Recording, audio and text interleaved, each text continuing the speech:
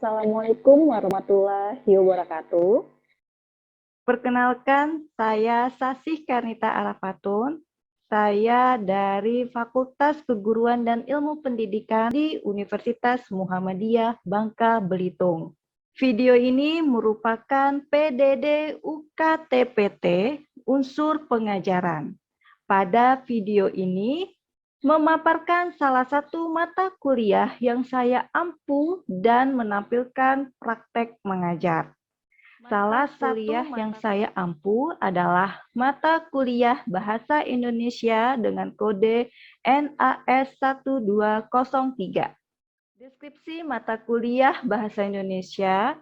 Mata kuliah ini merupakan mata kuliah yang didesain agar mahasiswa mampu menggunakan bahasa Indonesia yang baik dan benar pada keterampilan berbahasa, yaitu membaca, berbicara, menyimak, dan menulis karya ilmiah.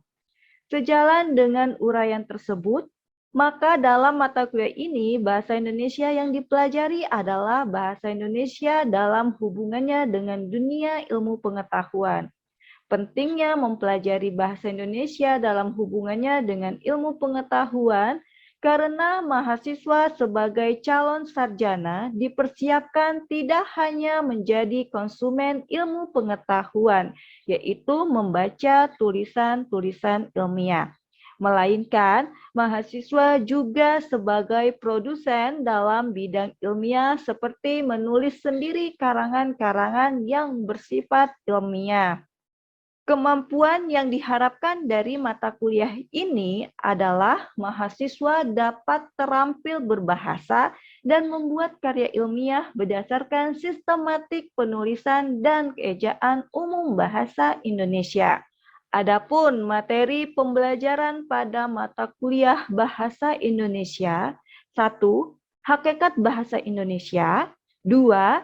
Ejaan umum Bahasa Indonesia, 3. Kata, istilah, dan diksi, 4. Kalimat, 5. Paragraf dan jenis karangan, 6. Penalaran, 7. Keterampilan berbahasa, 8. Surat menyurat, 9. Resensi buku, dan 10. Penulisan karya ilmiah.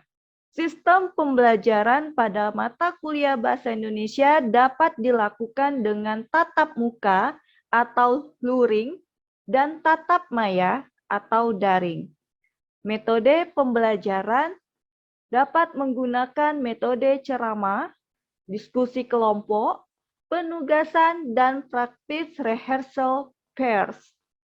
Lalu interaksi yang dilakukan dengan mahasiswa, yaitu tanya jawab yang dilakukan secara langsung ketika pembelajaran tatap muka atau tatap maya.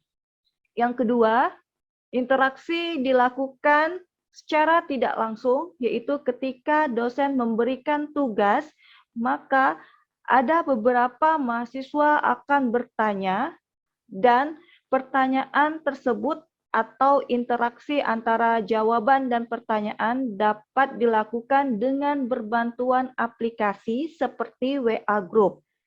7. Sistem penilaian.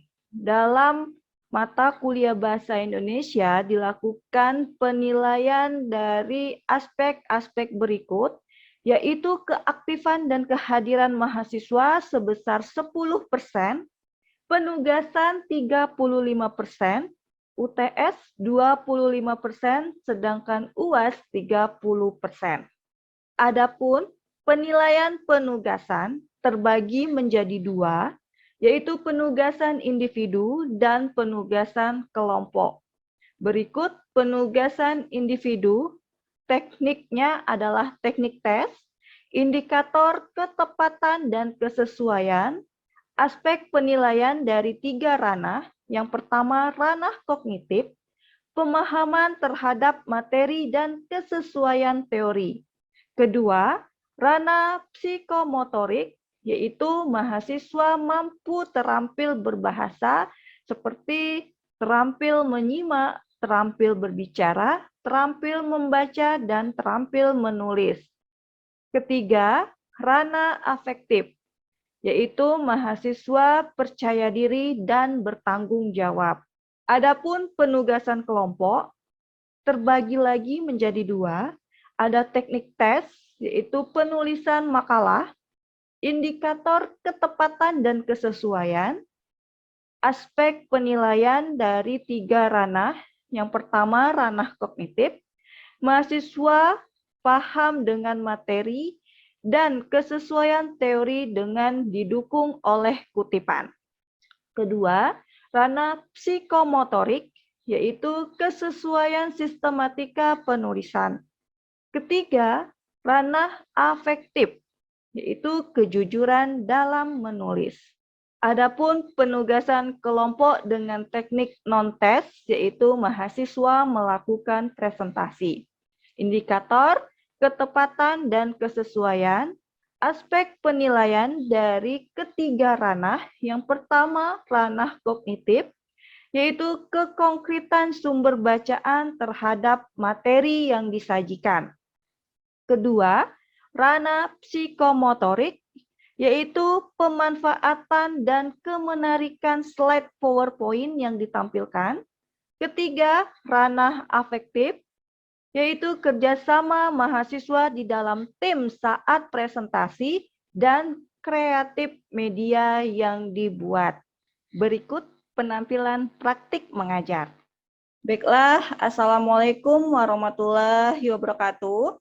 Waalaikumsalam warahmatullahi wabarakatuh. Iya, semoga kita selalu diberi kesehatan ya sehingga kita bisa berkumpul walaupun di tatap maya karena kondisinya yang belum mendukung. Nah, di sini kita akan kuliah materinya mengenai diksi. Diksi itu adalah apa? Ada yang tahu apa itu diksi? Belum, Bu. Belum? Iya, diksi itu pilihan kata. Sepertinya pilihan kata ini sudah kalian pelajari juga ya ketika kalian berada di bangku sekolah dasar maupun di SMP ataupun SMA. Tetapi mungkin kalian bingung, ini apakah masuk ke pilihan kata atau diksi atau seperti apa? Makanya ketika saya tanyakan, bingung Bu atau belum Bu gitu ya. Nah, berikut saya tampilkan dulu materinya. Terlihat? Terlihat, Bu. Sudah terlihat? Bu. Nah, ini diksi atau pemilihan kata. Kenapa sih kita harus memilih kata ketika kita berbicara atau ketika kita menulis? Nah, tujuannya agar informasi yang kita berikan, baik secara lisan maupun tulisan, dapat diterima oleh orang lain sebagai pendengar ataupun pembaca. Nah, ini pengertian diksi. Jadi diksi itu sama saja dengan pilihan kata. Jadi kerennya diksi ya, padahal sama saja dengan pilihan kata. Mengapa kita memilih kata? Karena penggunaan kata yang tepat dan selaras untuk mengungkapkan gagasan sehingga diperoleh efek tertentu sesuai dengan yang diharapkan. Jadi kita milih kata-kata ketika kita berbicara atau menulis yang seperti saya katakan tadi, agar sesuai dengan apa yang kita harapkan. Jadi nih, misalnya ketika saya mengatakan sesuatu, kita lihat dulu lawan bicara kita atau pembaca yang akan membaca tulisan kita itu dari bidang apa, sehingga apa yang kita sampaikan itu sesuai dengan harapan kita. Harapan kita apa? Yaitu diterimalah informasi kita oleh pembaca ataupun pendengar. Nah, adapun macam-macam diksi. Nah ini, kalau kalian bingung tadi atau tidak tahu apa itu diksi, ternyata salah satu diksi itu masuk juga sinonim, antonim. Nah, sinonim dan antonim ini pasti sudah pernah kalian pelajari. Sinonim itu apa? Persamaan kata. Iya, persamaan kata ya. Jadi di sini saya ambil contoh, ada kata kurus. Nah, sama kata yang sama dengan kata kurus adalah langsing. Itu. Nah, nanti ada tinggi, ada rendah. Nanti juga ada pendek, tinggi gitu ya. Jadi rendah ada pendek, itu banyak sekali macamnya dan bagaimana nanti kita mengungkapkan atau bagaimana kita menggunakan pilihan tersebut di dalam kalimat ataupun berbicara ataupun tulisan. Nah, sedangkan ada juga antonim. Antonim lawan kata. Ya. Saya bisa ambil contoh ayah lawannya ibu gitu ya. Jadi kalau di rumah ayah dan ibu berlawanan berantem terus di rumah. Ya, itu intermezzo ya. Jadi bukan seperti itu. Lawan kata artinya bukan saling melawan gitu ya, tetapi lawan kata ya besar, kecil, ini contohnya. Lalu ada homofon. Nah, apa itu homofon? Homofon ini terbagi menjadi dua kata. Ada homo, ada fon. Homo itu apa? Pasti kalian tahu. Ya, ini bukan yang negatif ya. Kalau kita sering mendengar kata homo, kayaknya, oh ini negatif ya, homo itu. Nah, ternyata di dalam bahasa Indonesia ada juga kata-kata homo. Apakah kata homo ini negatif di dalam pelajarannya? Tentu tidak. Homo itu artinya sama. Fon itu artinya bunyi. Jadi kalau ada kata homofon itu sama bunyinya. Maksudnya apa? Jadi kata-kata yang termasuk ke dalam homofon itu bunyinya sama, tulisannya berbeda, dan maknanya berbeda. Contoh nih, ada tulisannya berbeda ya. Bank pakai K di akhirnya, dan yang kedua, bank pakai huruf G di akhir. Ini tulisannya berbeda. Maknanya juga berbeda. Bank untuk menyimpan dan mengambil uang, sedangkan bank yang belakangnya huruf G itu adalah orang yang di atas kita, khususnya laki-laki. Nah, tetapi ketika kita menyebutkannya sama-sama bank dan bank. Nggak ada kan kita nyebutkannya bangka dan bangge gitu ya. Itu enggak, tetapi sama-sama bank. Nah, itu yang dinamakan homofon. Sama bunyinya, tulisannya berbeda, dan artinya pun berbeda.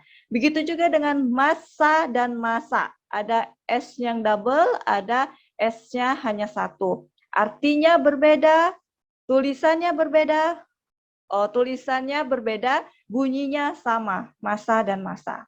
Nah, masa yang S-nya 2 artinya apa?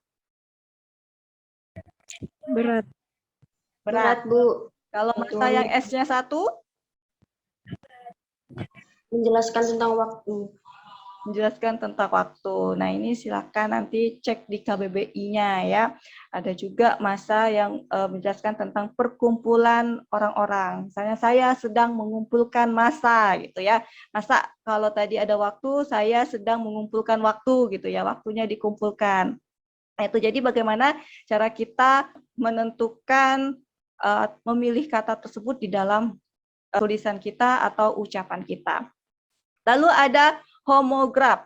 Nah, homo sudah tahu ya, homo itu apa? Homo itu sama.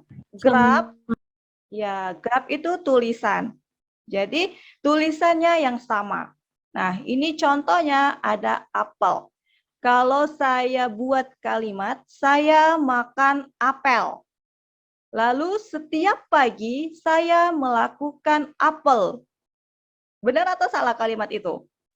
Salah, Bu. Salah. Salah ya. Nah, jadi apel dan apel tulisannya sama, pengucapan atau bunyinya berbeda, dan maknanya berbeda. Jadi kalau kalian ingin cepat mengingatnya, perhatikan aja font, graf. Font itu bunyi, contohnya mikrofon, artinya font itu kan bunyi. Graf itu tulisan. Jadi sama tulisan, sama bunyi untuk homofon, dan homograf sama tulisan. Apel tadi tulisannya sama, yang artinya berbeda, dan penyebutannya juga berbeda. Apel, saya setiap hari makan apel. Artinya apel yang digunakan itu adalah untuk menyebutkan apa? Buah. Nama buah. Ya, nama buah. Sedangkan setiap hari saya melakukan apel. Apel atau apel? Apel. Ya, apel. Apa itu apel? Rutinitas sebelum berbicara. Ya, rutinitas sebelum melakukan suatu kegiatan. Bisa jadi ya kegiatannya upacara atau pelaksanaan di lapangan. Yang kelima ada homonim. Nah, homo lagi ya. Homonim ini sama dari segi tulisan dan bacaan. Jadi ketika kita membaca dan kita menulis itu sama semua. Yang membedakannya adalah arti. Contoh, saya mandi 2 kali sehari. Contoh pertama. Yang kedua, saya mandi di kali. Ya, artinya yang pertama, kalimat pertama artinya apa? Saya mandi 2 kali sehari. Perkalian. Perkalian. Maksudnya itu keseringan. Artinya saya melakukan mandi itu 2 kali. Sering ya, seringnya itu 1 dan 2. Itu menunjukkan keseringan kita. Lalu yang kedua, saya mandi di kali. Itu menunjukkan nama tempat. Nah, Nama tempat. iya, polisemi. Nah, ini kalau kalian lihat di layarnya, kelihatan nggak? Atau terpotong? Kelihatan. Ya, polisemi. Ini maksudnya satu kata bisa mempunyai banyak arti. Jadi satu kata itu bisa mempunyai lebih dari satu arti atau makna. Contohnya, ada kata kepala. Kepala jika kita kaitkan dengan suatu kalimat yang mendukung kepala itu sendiri, itu bisa berarti kepala merupakan bagian atas tubuh kita, gitu ya, manusia. Contohnya, saya melihat kejadian itu dengan mata kepala, gitu ya, bukan mata kaki, gitu ya. Jadi kalau melihat dengan mata kepala, kalau mata kaki itu tidak bisa melihat. Artinya kalau kepala, mata kepala itu di atas, karena dikaitkan dengan melihat. Lalu bagian depan, nih, kalau kita lihat hewan, hewan itu biasanya kepalanya di depan, ekornya di belakang.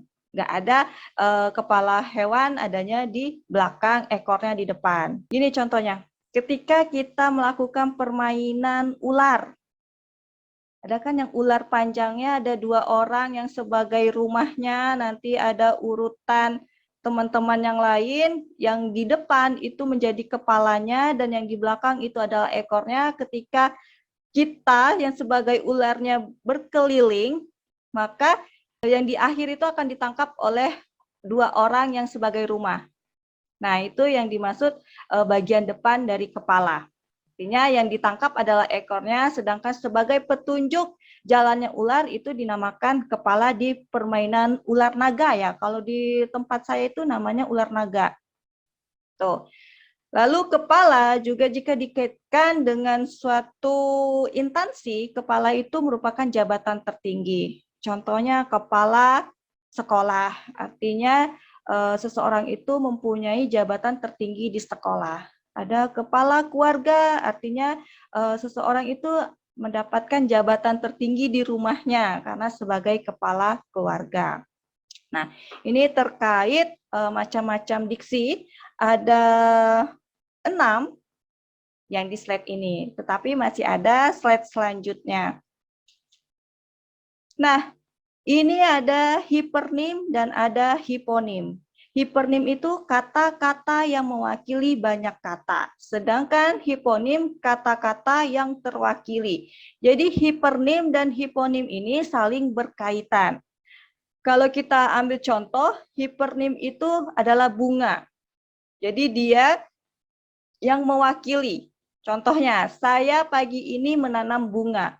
Artinya tidak hanya satu bunga yang saya tanam. Bisa jadi yang saya tanam ya mawar, melati, anggrek. Karena masih kesatuan bunga, maka saya sebutkannya hanya bunga. Nah, inilah yang dimaksud hipernim. Dia mewakili banyak kata. Sedangkan hiponim itu kata yang terwakili dari hipernim. Nah, yang terwakili itu contohnya melati. Beda kan ketika saya menyebutkan kalimat saya menanam bunga di taman. Dan saya menanam bunga melati atau saya menanam melati di taman. Nah, itu pasti berbeda. Kalau yang pertama, saya menanam bunga di taman, itu bunganya banyak. Tetapi kalau saya menanam melati di rumah, itu artinya yang saya tanam hanya melati saja. Tidak ada yang lain-lainnya. Jadi ini ya. Atau contohnya nih, ada kendaraan. Kendaraan itu masuk hipernim atau hiponim? Hipernim. Hipernim, Bu. Hiponimnya apa? Motor. Mobil. Mobil, motor. Mobil. Ya, jadi kendaraan itu termasuk ke hipernim. Sedangkan hiponimnya adalah motor, mobil, sepeda, becak, gitu ya. Itu semuanya masuk ke kata yang terwakili. Oke, dari sini ada yang ingin ditanyakan? Belum? Kalau belum kita lanjut. Belum.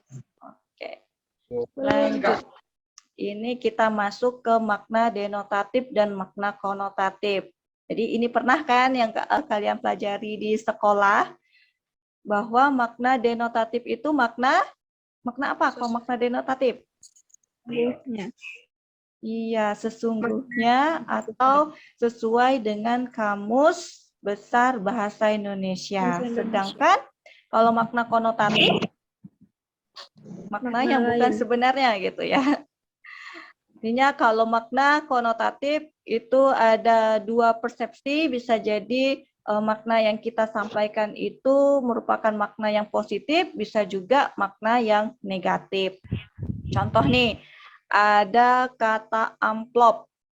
Nah, amplop kalau makna denotatifnya atau makna sebenarnya apa? Tempat untuk menaruh surat. Tempat untuk menaruh surat atau meletakkan surat. Bisa juga tempat untuk meletakkan uang. Kalau kalian kondangan pasti uangnya masukkan ke amplop gitu ya. Nah, itu makna sebenarnya. Artinya amplop makna denotatif itu suatu tempat penyimpanan. Bisa nyimpan surat, bisa nyimpan uang di sana. Nah, lalu makna konotatif dari amplop, nah itu bisa jadi amplop yang bersifatnya memuji. Contohnya nih, kalian ada menang suatu perlombaan, maka kalian diberikan amplop. Ya, itu artinya seseorang yang memberikan amplop itu memuji atau mengapresiasi dari kemenangan kalian. Nah, itu sifatnya positif. Ya kan, kalian diberikan amplop sebagai penghargaan. Tetapi ada juga amplop makna konotatif yang negatif. Nih, misalnya kalian ingin masuk ke dunia pekerjaan. Ya, karena kalian putus asa, kalian temuilah pimpinan di sana, lalu kalian memberikan amplop. Nah, ini bisa juga diartikan bahwa kalian itu menyindir atau mengejek. Itu sifat negatifnya. Kenapa menyindir atau mengejek? Artinya kalau kita memberikan amplop secara negatif, artinya kita menyindir atau mengejek. Wah, ternyata dengan amplop yang ada uangnya, ya kerjanya sudah tidak beres. Itu ya. Artinya itu kita secara tidak langsung menyindir orang yang menerima amplop tersebut. Dan secara tidak langsung juga kita menyindir diri kita sendiri yang telah memberikan amplop itu. Kenapa menyindir?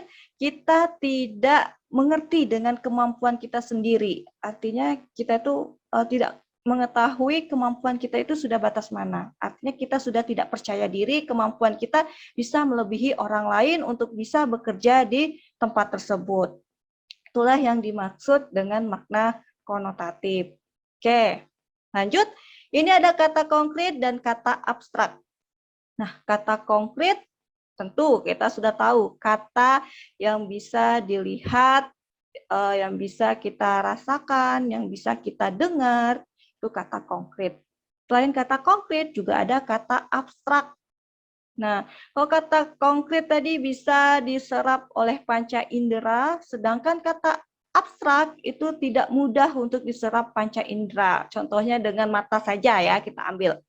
Nih, kata konkret, meja, kursi, rumah. Bisakah kalian melihat meja? Bisa, Bu. Bisa. Bisa, Bu. Meja itu seperti apa? Ada yang persegi, panjang, ada yang Ya. bulat. Ada yang persegi, ada yang bulat, ada kakinya 4, ada juga kakinya 1, ada juga kakinya 3 gitu ya. Bermacam-macam. Sedangkan kata abstrak nih yang susah kita lihat dengan panca indera. Saya ambil contoh kaya dan miskin. Nah, ini yang sering terjadi kita alami ya. Yang sering kali kita alami ketika kita melihat bajunya lusuh, bajunya tidak ganti-ganti, itu kita suka berpersepsi, wah ini kayaknya orang miskin deh, gitu ya. Lalu ada juga nih teman kita, misalnya datang ke kampus menggunakan kendaraan roda 4, setiap harinya bergonta-ganti kendaraan, maka persepsi kita, wah ini kayaknya orang kaya, mobilnya aja gonta-ganti. Nah, itu sebenarnya tidak bisa dilihat hanya dari penampilan. Terkadang orang yang tadinya bajunya itu saja lusuh, ternyata dia kaya. Uangnya disumbangkan gitu ya, dibuat untuk yang bermanfaat. Tetapi kita mandangnya wah miskin sekali, nggak punya uang gitu ya, karena dilihat dari baju. Hanya dilihat dari baju. Sedangkan orang yang kaya, yang kita lihat mobilnya berganti-ganti, ternyata dia malah nggak punya mobil itu. Ya bisa jadi dia pakai mobil temannya yang nitip ke dia gitu ya, hanya sebatas pamer. Nah itu kita tidak bisa, orang ini kaya, orang ini miskin. Itu pembeda kata konkret dan kata abstrak. Oke, nih yang terakhir idiomatik. Idiomatik itu pola-pola struktural yang menyimpang dari kaidah-kaidah bahasa umum, biasanya berbentuk frasa. Nah, ini hampir sama dengan makna konotatif tadi. Contohnya, buah hati, buah tangan gitu ya. Kalau kita sesuai dengan kaidah bahasa Indonesia, masa sih hati ada buahnya gitu ya? Hati kita berbuah enggak gitu ya? Enggak pernah disiram jadi enggak berbuah Bu gitu. Enggak. Jadi buah hati ini maksudnya itu adalah, ada yang tahu? Anak, Bu. Iya, anak. Buah hati itu adalah anak, sedangkan buah tangan ya tangannya berbuah gitu. Iya, buah tangan itu oleh-oleh, bukan tangan yang ada buahnya. Atau ketika kita ingin memberikan oleh-oleh, kita bawa buah saja gitu ya. Enggak, tetapi ya bebas, oleh-olehnya apa, enggak harus buah. Tuh.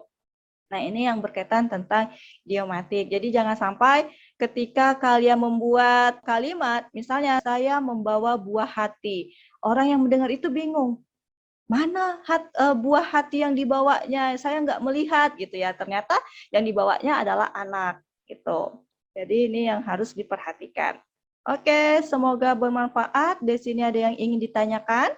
Belum? Kalau belum sudah mengerti ya? Iya, Bu.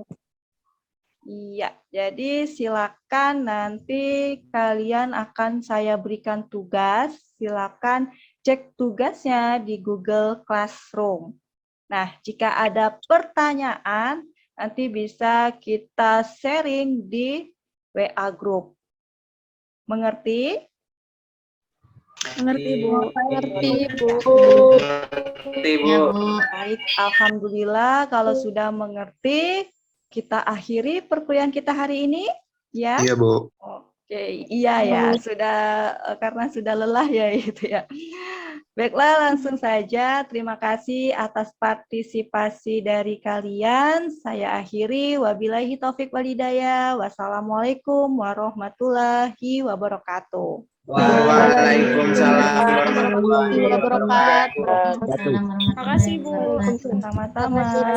Iya, silakan live ya. Iya, Bu. Siapa nama? Inilah video PDD UKTPT unsur pengajaran. Terima kasih. Wabillahi taufik walhidayah. Wassalamualaikum warahmatullahi wabarakatuh.